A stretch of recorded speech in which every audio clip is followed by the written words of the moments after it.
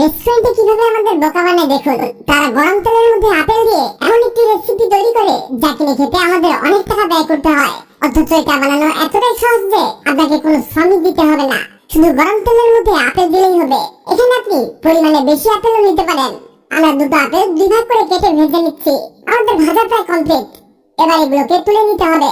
অবশ্যই এখানে ভালো করে তেল ঝরিয়ে নেবেন আর এগুলোকে ঠান্ডা পানির মধ্যে রেখে দিবেন, কারণ এগুলো প্রচন্ড গরম। কিছুটা ঠান্ডা হয়ে গেলে এগুলোর খোসাগুলোকে ছাড়িয়ে নিতে হবে। ছুরির সাহায্যে এর উপরের খোসাগুলোকে আলাদা করে ফেলবেন। দেখুন আমরা যেভাবে করছি ঠিক সেভাবেই করবেন। আর এই আপেলগুলোকে ছোট ছোট স্লাইস করে কাটতে হবে। অনেকে হয়তো মনে করতে পারেন আমরা আপেলগুলোকে নষ্ট করছি, কিন্তু এর ফলাফল দেখলে আপনি খুশি হয়ে যাবেন।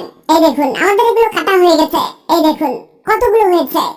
এগুলো একটি বাটির মধ্যে রেখে দিতে হবে। এবার একটি প্যানের মধ্যে সামান্য তেল দিয়ে এতে দিয়ে দিব জিরা, আরো দিতে হবে গোটা সরিষা। এবার এগুলোকে ভেজে নিতে হবে। খুব বেশি ভাজার প্রয়োজন নেই, হালকা ভাজা দিলেই হবে। এবার এর মধ্যে দিয়ে দিব সেই কেটে রাখা আপেলগুলোকে। এগুলো কিন্তু ভাজতে হবে যাতে মশলাগুলো এতে লেগে থাকে। আরো দিতে হবে সামান্য লবণ। এবার আবারও মাখিয়ে নিতে হবে ভালো করে যাতে লবণগুলো একেবারে মিশে যায়। এবার এগুলোকে ঢেকে রাখবো। এভাবে কিছুক্ষণ ঢেকে রেখে এই ঢাকনা তুলে ফেলবো। এতে আরো কিছু জিনিস অ্যাড করতে হবে। প্রথমে অ্যাড করবো চিনি। এখানে 1 কাপের মতো চিনি দিয়ে দিচ্ছি। চিনি দিয়ে এটাকে নাড়তে থাকুন যতক্ষণ না চিনি গলে যায়। এখানে চিনি দিতে হবে কি এগুলো মাখা মাখা হয়ে যাবে আর কিছুটা আঠালো হবে। এই অবস্থাতে চুলার হিট মিডিয়াম টু লো করে দিবেন। আরো দিয়ে দিচ্ছি মরিচ গুঁড়ো।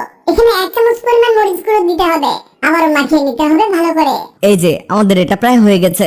লাস্টে এতে অ্যাড করব ভিনেগার, যাতে এটা অনেক দিন পর্যন্ত রেখে রেখে খাওয়া যায়। ভিনেগার দিয়ে নেড়ে ছেড়ে এটাকে তুলে নিতে হবে। আমরা একটি বাটির মধ্যে এটাকে তুলে নিব। তৈরি হয়ে গেল অনেক মজার আপেলের আচার। যারা মনে করেন আপেল দিয়ে আচার হয় না, তাদের জন্য এই ভিডিওটি।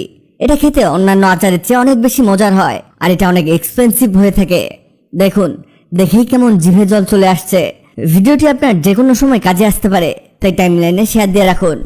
আপনারা কে কোথা থেকে ভিডিওটি দেখলেন কমেন্টস করুন, যাতে পরবর্তী ভিডিওতে আপনাকে ধন্যবাদ জানাতে পারি। ভিডিওটি ভালো লাগলে লাভ ইউ একদিন, খারাপ লাগলে হাহারি একদিন।